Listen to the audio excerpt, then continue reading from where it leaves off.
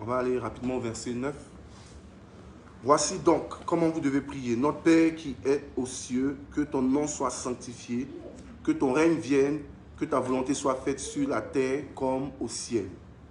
En d'autres termes, que ton royaume arrive. Dans d'autres versions. On est d'accord? Dans d'autres versions, que ton royaume arrive et que ta volonté soit faite sur la terre comme elle est déjà faite au ciel. Le thème de l'exhortation de ce soir est que c'est la manifestation du royaume. La manifestation du royaume. La manifestation du royaume. Matthieu 6, verset 10, nous parle du règne de Dieu, du royaume de Dieu. Quiconque parle du règne, parle aussi du royaume, parce que dans une version, on nous dit que ton règne vienne, mais dans l'autre version, on nous dit que ton royaume arrive. Donc, quiconque parle du règne fait allusion aussi au royaume. Les deux vont de pair. Mais lorsque nous arrivons dans Apocalypse 21, on nous parle de la nouvelle Jérusalem. On nous parle de la cité sainte qui descend du ciel. Cette cité est décrite, belle et merveilleuse. Elle quitte dans le ciel. Elle quitte de la présence de Dieu et s'installe, s'établit sur la terre. En d'autres termes, c'est le royaume de Dieu lui-même qui descend encore une fois sur la terre. Matthieu 6 nous dit que ton règne vienne, mais Apocalypse, qui est un livre futuristique, qui est un livre de révélation qui nous parle des choses à venir, des choses qui ne sont pas encore, nous dit aussi qu'il existe un royaume qui s'installe sur la terre. Il y a contraste. On voit un peu un contraste. Que ton règne vienne. Parce que le Seigneur nous dit, quand vous priez tous les jours, priez comme ceci, dites que ton règne vienne et que ta volonté soit faite sur la terre comme elle est faite au ciel. Mais Apocalypse nous dit plus tard, après les épreuves, après les tentations, après les persécutions, après l'antichrist, après le règne de la bête, il va descendre du ciel un royaume. Le royaume donc est-il pour aujourd'hui ou est-il pour le futur? C'est la question qu'il faut se poser maintenant. C'est la question qu'il faille se poser. En d'autres termes, le royaume est-il immanent ou le royaume est-il imminent? Est-ce que le royaume est immanent, c'est-à-dire est-ce que le royaume est présent là et ici et maintenant, ou est-ce que le royaume est imminent, c'est-à-dire le royaume n'est pas encore là, mais le royaume viendra plus tard, comme Apocalypse nous dit dans le livre d'Apocalypse 21. À la lumière donc de ces deux versets, la question est posée. Le royaume est-il immanent ou le royaume est-il imminent? Quelqu'un suit la chose? Est-ce que quelqu'un suit la chose? Amen. Le royaume est-il immanent ou le royaume est-il imminent? Le royaume immanent peut être défini comme la manifestation du royaume sur la terre. Le royaume devient tangible. Le royaume n'est plus juste fictif. Le royaume n'est plus juste virtuel. Mais le royaume devient tangible. Le royaume devient palpable. Le royaume devient quelque chose qu'on peut atteindre ou quelque chose qu'on peut vivre. C'est ce que j'appelle le royaume immanent. Mais le royaume imminent, c'est différent du royaume immanent parce que le royaume imminent nous parle du jugement de Dieu. Amen. Amen. On peut voir la différence de ces deux termes dans Matthieu 12, verset 28. Matthieu 12, verset 28 nous parle de l'immanence du royaume. C'est-à-dire le fait que le royaume est ici, là et maintenant. Le royaume est quelque chose qu'on peut manifester. L'immanence du royaume. Matthieu 12, verset 28. Je fais la lecture rapidement pour gagner du temps. Matthieu 12, 28. Mais si c'est par l'Esprit de Dieu que je chasse les démons, le royaume de Dieu est donc venu vers vous. Mais si c'est ça, c'est Jésus qui parle. Et il dit aux gens qui l'entourent, mais si c'est par l'Esprit que moi je chasse les démons, c'est que le royaume est venu vers vous. On voit là automatiquement que le royaume est déjà présent. Ça nous parle de l'immanence du royaume. Amen. Mais laissez-moi maintenant vous donner un exemple de l'imminence du royaume dans Matthieu 8, verset 29. Matthieu 8, verset 29. Et voici, ils s'écrièrent, les démons, ils s'écrièrent, qui a-t-il entre nous et toi, fils de Dieu? Es-tu venu ici pour nous tourmenter avant le temps? C'est les démons qui s'adressent à Jésus-Christ. Es-tu venu ici pour nous tourmenter avant le temps? C'est-à-dire avant le temps de la fin. C'est qui me parle du jugement de Dieu. Amen. Donc le royaume dont parle Apocalypse 21 arrive pendant le temps du jugement de Dieu.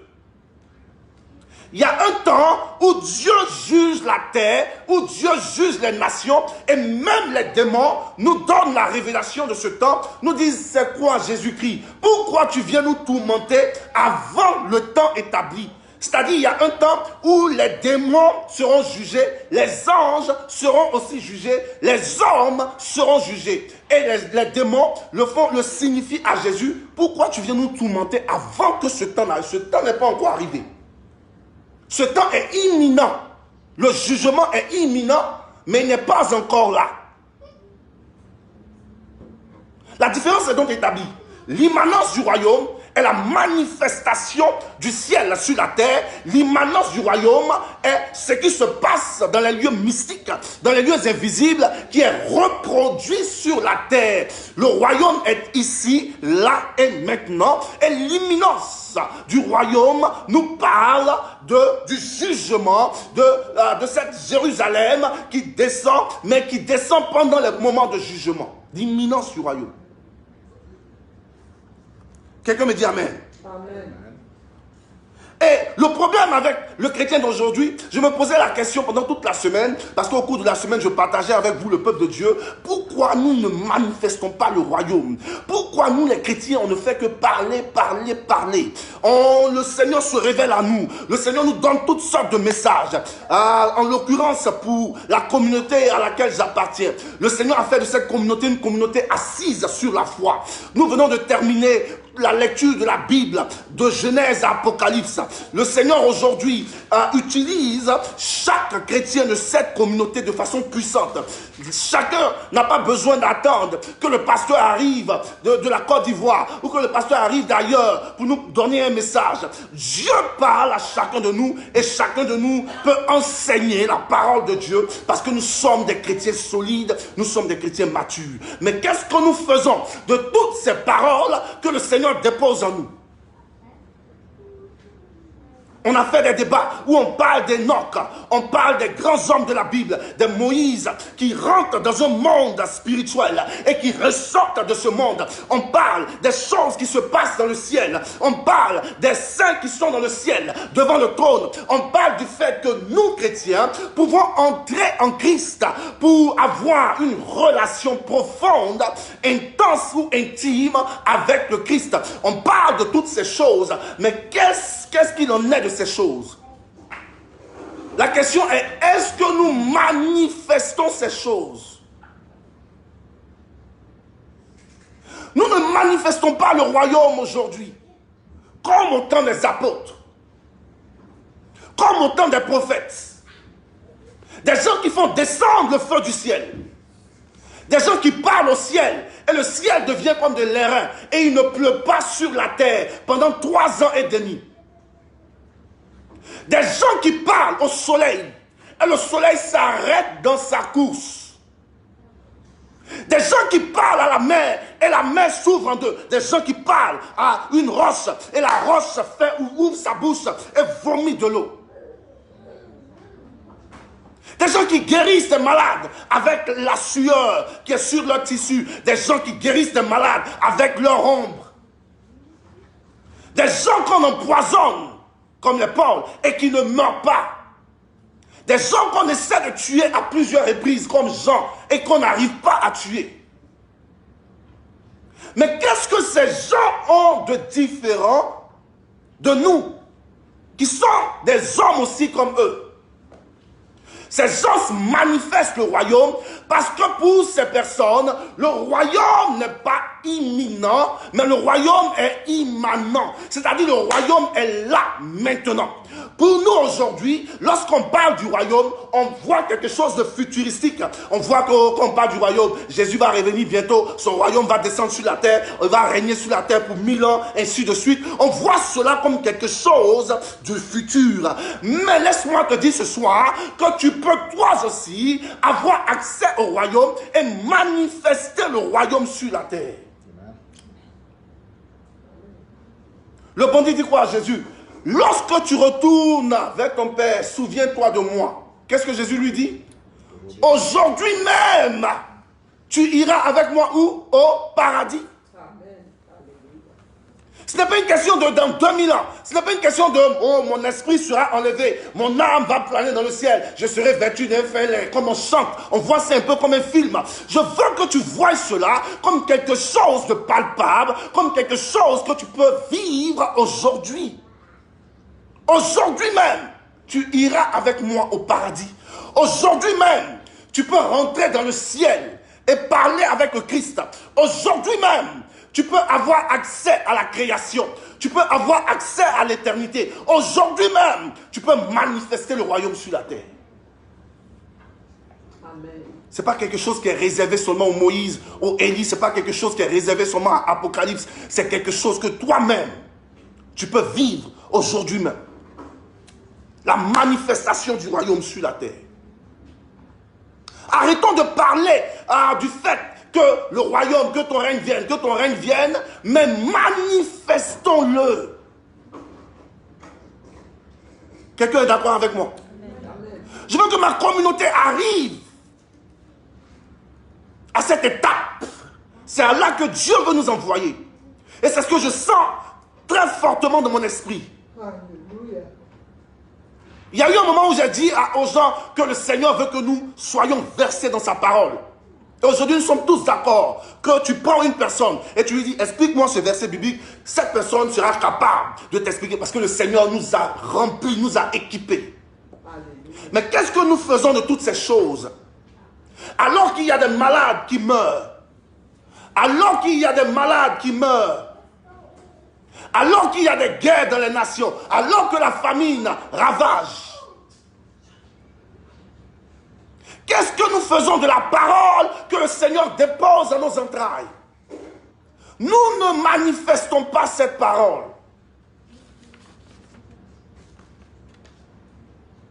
Élie est en train de marcher, les enfants se moquent de lui, Élie parle, et un nous se sort de nulle part et mange les enfants sur place.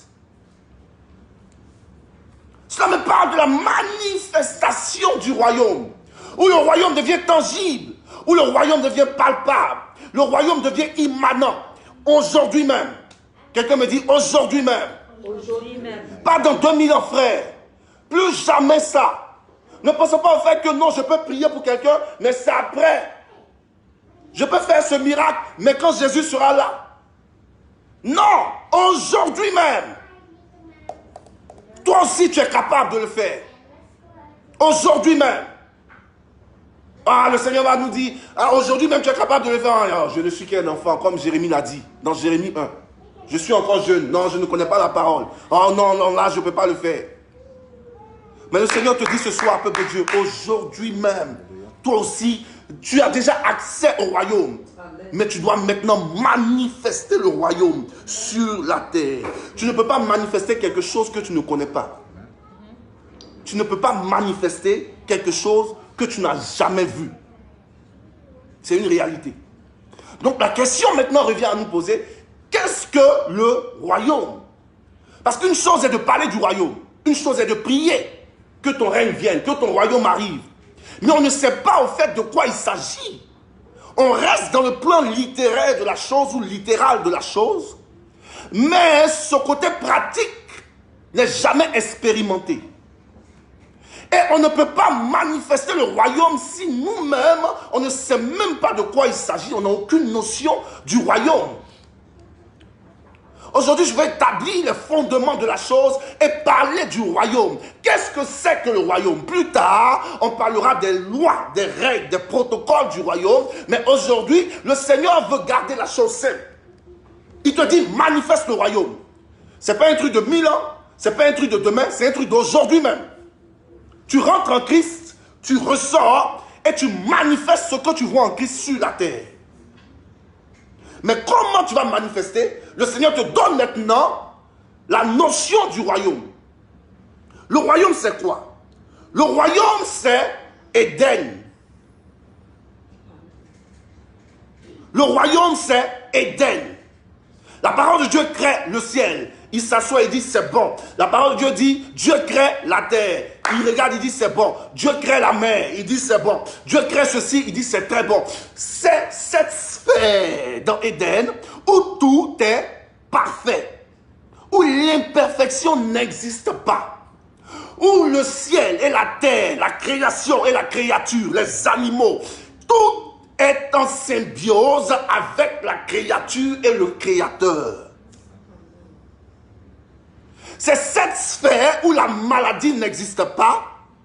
C'est cette sphère où la mort n'existe pas. C'est cette sphère où la famine n'existe pas. C'est cette sphère dans laquelle le souverain sacrificateur part lorsqu'il arrive dans le Saint des Saints, le jour le plus saint de l'année que le juif appelle Yom Kippur. Il rentre derrière le voile. Il n'est pas entré juste dans un box carré. Il rentre et il voyage en esprit et il part depuis Éden, depuis ce lieu où tout est parfait. En d'autres termes, quand rien n'est imparfait dans ta vie, quand tout s'écroule autour de toi, quand tu te poses des questions de savoir pourquoi ça n'avance pas, pourquoi ma vie n'avance pas, au lieu de te poser des questions, tu dois retourner depuis Éden, là où tout est parfait, là où tout marche bien, là où tout est beau. C'est là que tu pars pour rectifier ta vie. Lorsque tu t'assois, un mari a un problème avec sa femme, ou bien un individu a un problème dans sa vie, qui se pose des questions, il va voir un psychologue. Le psychologue ne lui dit pas juste, ok, fais ceci, bois de l'eau, fais cela, va. Non! Le psychologue fait quoi? Il repart dans le passé. Dans tous les films qu'on regarde ici aux États-Unis, il y a toujours cette étape où l'individu retourne toujours dans son passé. Parce que tu dois repartir là où tu étais un individu parfait, où tu étais une créature parfaite. Tu repars dans cette sphère qui est Éden, qui est le royaume, pour rectifier ta vie. Donc le royaume, c'est Éden. Donc lorsque tu pries et que tu as un problème, tu n'es pas juste en train de parler à Dieu, mais tu es en train en esprit de faire quoi? De voyager dans le temps comme le souverain sacrificateur, de repartir jusqu'à Éden pour prendre ton esprit tel qu'il était avant la chute et de revenir dans le temps normal. Le responsable Alain ne cessait de me dire hier, tout a commencé dans Éden. Tout a commencé dans Éden. Tout a trait à Éden. Tout a trait à Éden. Tu as un problème de famille. Ton mari a un problème. Ta femme a un problème. Éden. Tu es malade. Qu'est-ce que tu fais? Éden. Tu cherches une promotion dans ton travail. Qu'est-ce que tu fais? Éden. Tes enfants, tu pries pour le futur de tes enfants. Qu'est-ce que tu fais? Éden. La parole de Dieu me déclare que Job, par ricochet, Job se réveillait tous les matins pour prier pour ses enfants. C'est qu'il veut que ses enfants deviennent. Job proclame ça sur la vie de ses enfants. C'est-à-dire Job, qui est le souverain sacrificateur. Dans chaque famille, il y a un souverain sacrificateur. Le mari, l'homme, est le souverain sacrificateur de la famille. Et Éden, Job jouait son rôle de souverain sacrificateur en proclamant la vie sur la vie de ses enfants.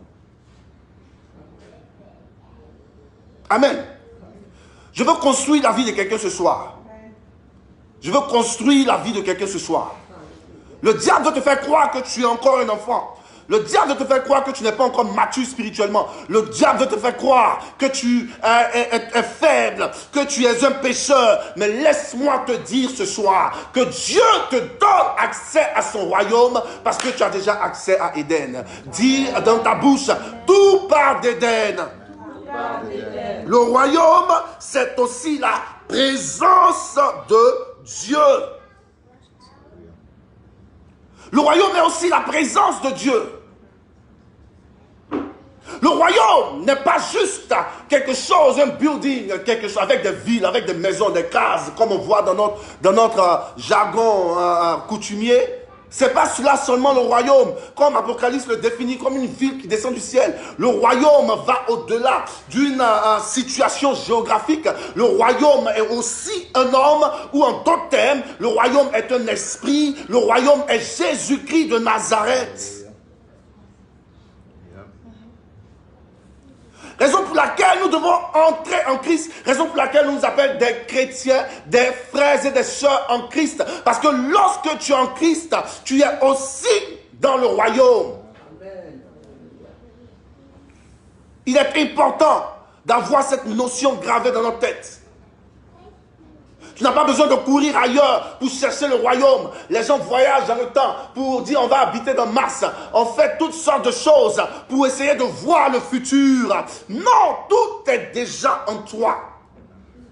Jésus dit quoi? Si vous demeurez en moi et que mes paroles demeurent en vous. En d'autres termes, si Christ est le royaume, nous avons accès à Christ. Mais Christ déjà habite en nous. En d'autres termes, le royaume est déjà en toi. Le royaume, c'est aussi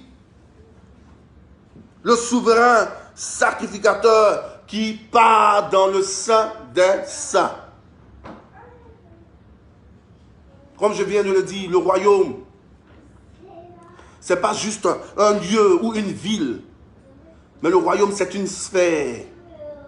Et la parole de Dieu nous dit quoi? Tu es de l'ordre de Melchisédek. Tu es une nation béni, tu es un souverain sacrificateur selon l'ordre de Melchisédek. Au temps du peuple d'Israël, le souverain sacrificateur seul avait accès à la présence de Dieu. Mais après la mort et la résurrection de Christ, le voile s'est déchiré. Et ce voile est aussi quoi? La chair du Christ qui s'est déchirée. Ce qui nous donne accès au Christ continuellement, sans pour autant attendre un prophète international, un archibishop, un pasteur. Tu y as directement toi-même accès au Christ. Tu deviens donc un souverain sacrificateur qui rentre dans le sein des saints. Donc, tu as accès au royaume. C'est cela aussi l'un des principes du royaume. Le royaume, c'est quoi? C'est l'éternité qui envahit le temps. C'est l'invisible qui envahit le visible. L'éternité envahit le temps. Parce que dans le royaume, le temps n'existe pas. Dans le royaume, on parle de l'éternité, où la situation est constante. Dieu crée ça, il dit c'est bon. La chose là de l'éternité reste bonne de façon constante. Mais lorsque tu sors d'Éden, lorsque Adam et Ève sont chassés d'Éden, automatiquement, ils font face à quoi? À la déchéance, au changement des choses. Mais tant que tu es dans Éden, dans le royaume, tout est bon. Donc dans le royaume, on parle de l'éternité, on parle de la permanence de la situation. On parle des choses invisibles. Raison pour laquelle nous devons entrer dans le royaume. Raison pour laquelle il est important de manifester le royaume. Parce que nous allons appeler les choses qui n'existent pas à l'existence.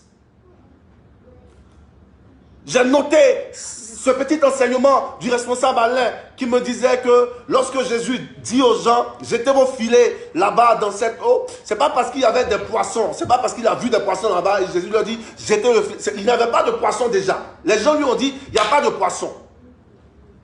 Mais lorsqu'il parle pour dire, jetez vos filets là, les poissons vont apparaître là-bas forcément parce que la création répond au Créateur. Amen. J'ai noté ça, c'est un truc qui m'a traumatisé. J'ai dit, ah, waouh. C'est un message puissant. Et c'est ce qui se passe, peuple de Dieu, lorsque tu rentres dans la création, lorsque tu retournes dans le royaume, tu envoies à l'invisible les choses qui n'existent pas dans ta vie.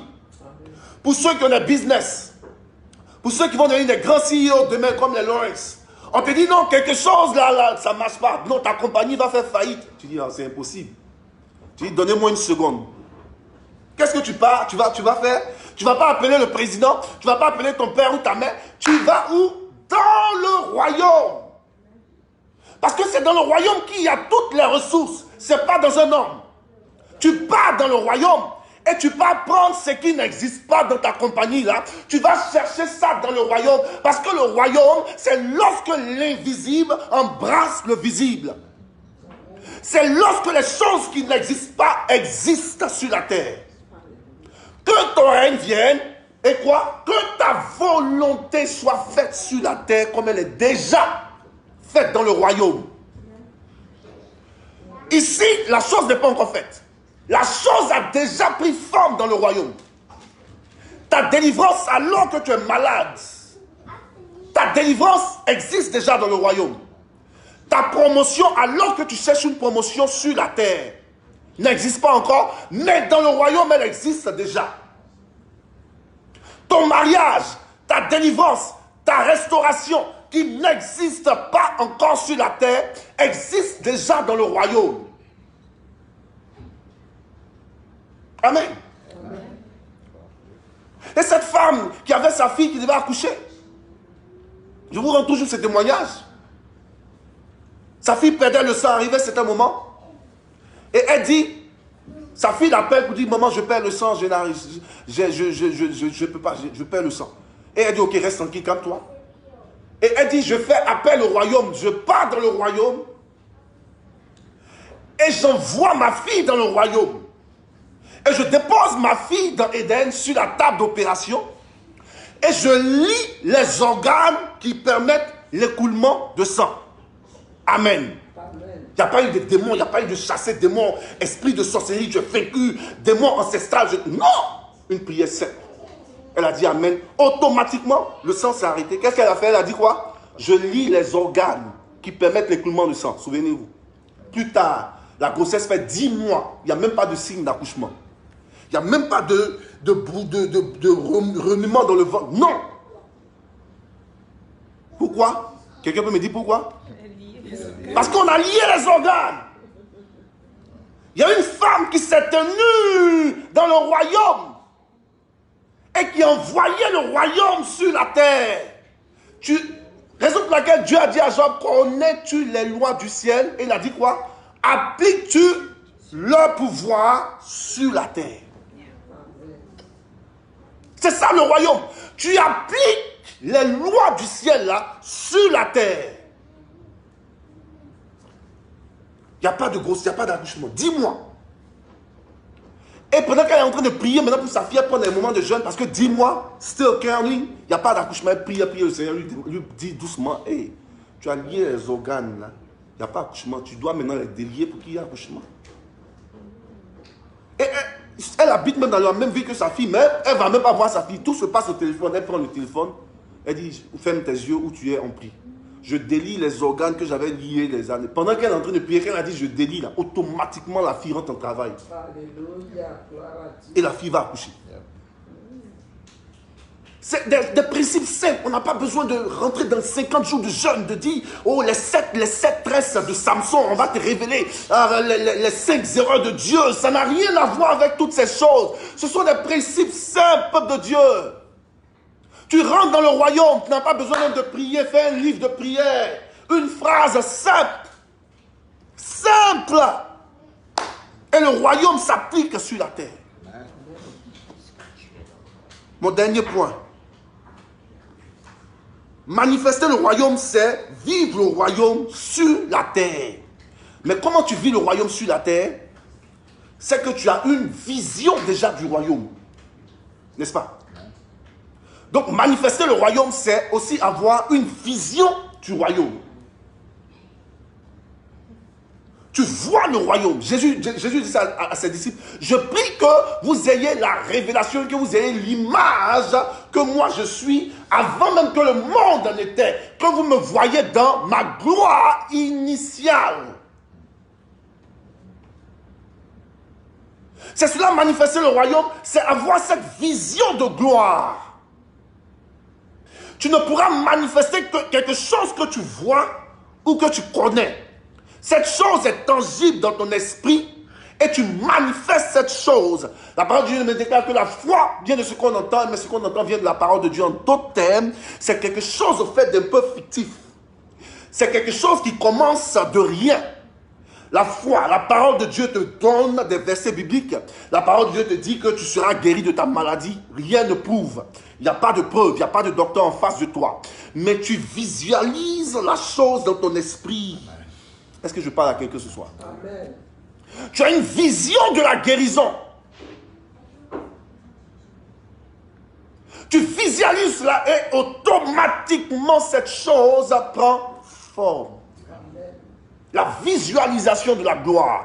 Tu visualises le Seigneur sur son trône. Tu visualises la croix. Tu visualises le Christ qui a les côtés percés. Toutes tes visualisations avec le Christ là, dans la parole de Dieu là. Tout part dans l'esprit, raison pour laquelle l'esprit est important. Parce que c'est dans ton esprit que tu visualises. Parce que c'est ton esprit qui voyage. C'est ton esprit qui part dans le temps. Et c'est ton esprit qui voit des choses. Enoch a voyagé dans le temps. Les Moïse ont voyagé dans le temps. Les Abraham ont voyagé dans le temps. Quelqu'un ne peut pas me dire que c'est quelque chose de sorcier. Les sorciers n'ont rien inventé. Tout part de la Bible. Si tu me dis que les sorciers sont forts et ce domaine-là n'appartient qu'à la sorcellerie, tu es en train de me dire par ricochet que la sorcellerie est au-dessus de mon Dieu. C'est pas possible. Quand Philippe dit qu'il finit de parler à l'eunuque éthiopien et qu'automatiquement il se retrouve ailleurs. En esprit, l'esprit enlève Jean et l'envoie pour parler. Ézéchiel est pris de sa chambre et est déposé en esprit dans le temple. La parole de Dieu me dit que Ézéchiel voyait à travers les murs. Il regarde le mur et il voit ce qui se passe derrière le mur. La visualisation de la chose. Le royaume, c'est la visualisation, c'est voir, avoir une vision de la gloire. Le royaume, c'est aussi entrer. Manifester le royaume, là, c'est aussi entrer dans le royaume. Spirituellement, mais physiquement. Tu visualises le royaume. Tu regardes, tu ouvres tes yeux ou bien tu fermes tes yeux, mais tu vois quelque chose devant toi. Tu vois ta gloire, tu vois ta bénédiction. Et qu'est-ce que tu fais? Tu entres dans ta bénédiction. Quelqu'un est d'accord avec moi? Amen. Qu'est-ce que le peuple d'Israël a fait? Il est sorti d'Égypte pour aller où? Qu'est-ce qu'il a fait? La parole de Dieu utilise un thème clair. Il est quoi? Le peuple d'Israël est entré dans Canaan. Parce que le peuple d'Israël ne faisait pas que entrer dans un monde. Parce qu'on parle de frontières, on parle de vastes territoires. On pourrait juste dire, le peuple d'Israël est allé à Canaan. Parce qu'on n'est pas en train de parler d'une maison, Daniel rentre dans sa maison. Non. On parle d'un lieu ouvert. On parle de frontières, on parle de terrain, de désert. Mais chaque fois que Dieu veut parler du peuple d'Israël et du Canaan, Dieu dit, le peuple d'Israël, il fait quoi? Il doit rentrer dans Canaan. Lorsque vous rentrerez dans Canaan, lorsque vous serez en possession de Canaan. Parce que tu rentres dans une sphère et tu rentres dans un monde.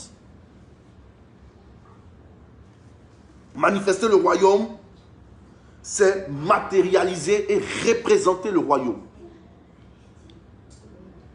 Tu as la vision de ce que tu veux. Tu prends ce que tu veux dans le spirituel et tu matérialises cette chose-là sur la terre. Parce que tu as déjà pris cette chose dans le spirituel. Elle ne peut que s'accomplir sur la terre. Tout ce que vous lirez sur la terre sera aussi lié quoi? Et tout ce que vous délirez sur la terre sera délié dans... Donc ça veut dire qu'il y a un homme qui fait l'action. Et lorsque l'homme fait l'action, le résultat s'applique sur la terre. En d'autres termes, lorsque tu rentres dans le royaume, tu deviens aussi un ambassadeur du royaume. C'est-à-dire que lorsqu'on te voit, on ne voit plus Alain, on ne voit plus Annick, on ne voit plus Maman Série, mais on voit le royaume. L'ambassadeur qui est là, qui est aux États-Unis, lorsqu'on le voit, on dit, on ne voit pas un homme simple. On ne voit pas un homme fébrile, faible de nature. Mais lorsqu'on le voit, on dit, voici la Côte d'Ivoire, voici le représentant de la Côte d'Ivoire ici aux États-Unis. Il représente tout un pays. Donc lorsque tu rentres dans le royaume, tu deviens automatiquement ambassadeur de ce royaume, c'est-à-dire tu matérialises ce royaume, tu deviens une personnification du royaume. Quelqu'un me dit Amen. Amen. Manifester le royaume finalement, c'est construire le royaume. Quelqu'un me dit construire le royaume. C'est mon dernier point. Construire le royaume. Et c'est ce que nous sommes en train de faire ce soir. Lorsque tu payes ta dîme et tes offrandes, tu fais quoi? Tu construis le royaume. Lorsque tu pries pour une femme, tu construis le royaume. Lorsque tu jeûnes et que tu pries pendant la nuit, et tu fais des veillées de prière pour prier pour une église, pour prier pour un homme de Dieu, tu es en train de construire le royaume. Lorsque tu nettoies l'église, tu nettoies les bancs de ton église, tu nettoies les toilettes de ton église, tu es en train de construire le royaume. Et manifester le royaume ne s'arrête pas seulement dans ces choses supernaturelles, ces belles choses dont je viens de vous parler, mais manifester le royaume s'applique aussi à ces petites choses. Construire le royaume. T'arrêter en plein chemin et donner un prospectus à quelqu'un, dis-lui en 2 secondes, Jésus t'aime. C'est regarder ton collègue de service et lui dire, ah, tu as un problème, est-ce que je peux prier pour toi aujourd'hui en quelques secondes? Tu es en train de construire le royaume. Comme la parole de Dieu a dit, Paul fait quoi? Plante et Apollos vient arroser, je paraphrase. Et ce que toi tu es en train de faire aujourd'hui, il y a quelqu'un qui va venir à continuer cette construction jusqu'à ce que cette construction s'achève. Nous pouvons aujourd'hui voir le fruit de la construction du royaume. Aujourd'hui, notre église prospère, notre église avance, nous voyons les résultats. Mais tu peux être en train de parler à quelqu'un de Jésus qui a aussi la construction du royaume et ne pas voir le résultat maintenant, mais plus tard, quelqu'un d'autre va voir le résultat. La construction du royaume. Amen. Arrêtons de parler du royaume. Ne parlons pas que du royaume, mais manifestons-le maintenant. Je disais à ma femme, c'est bien beau de parler à un ami. Et une chose est de dire à cette personne, on a fini de parler, prions ensemble. Ou bien on peut s'asseoir pour discuter de la vie de quelqu'un. Je ne parle pas de critiquer, parce que lorsque tu ne fais rien, après ces paroles, ça devient des critiques. On parle de X, on dit X, oh, X, oh, il a couché avec cette femme, elle a couché avec ce tombeau, il fait ceci, il fait cela, sa vie est pourrie. Et on dit, oh mais c'est pas bon, asseyons-nous maintenant et prions pour X. On manifeste le royaume. Ce n'est plus juste dans les paroles. Je termine par ce verset qui dit quoi? Le royaume des cieux ne consiste pas qu'en parole, mais en quoi? Dans la démonstration de la puissance. Est-ce qu'on peut le dire ensemble, peuple de Dieu, avec assurance? Le royaume des cieux ne consiste pas seulement qu'en parole, mais aussi en démonstration de puissance. Le Seigneur nous a donné la parole, je dis Amen. Le Seigneur nous a donné la parole, je suis fier de mon église. Les femmes et les hommes de cette église peuvent prêcher la parole. Mais le Seigneur veut nous envoyer où? À la manifestation de la parole. Que Dieu nous bénisse et que Dieu fasse que nous allions dans le royaume, nous allions dans les choses mystérieuses, nous allions chercher les choses mystiques et les envoyer sur la terre. Parce que nous sommes des souverains sacrificateurs. Le souverain sacrificateur rentrait avec le sang dans le Saint des Saints, mais lorsqu'il revenait, il disait au peuple que vos péchés sont expiés pour toute l'année. Il ne ressortait pas les mains vides. Il ressortait avec la délivrance du peuple d'Israël pendant 1 an. Et c'est ce que nous devons faire pour nos familles, pour notre église, pour nos nations, pour nos frères et nos sœurs. Tu apprends que ton frère est malade, ta sœur traverse des moments difficiles. Au lieu de t'asseoir pour critiquer, pour te moquer, pour parler de cette personne, tu rentres dans le lieu secret. Tu vas chercher la délivrance de cette personne et tu viens restaurer la vie de cette personne. Tu viens construire la vie de cette personne. Que Dieu nous bénisse et levons nos voix et prions pour ce que nous venons d'entendre.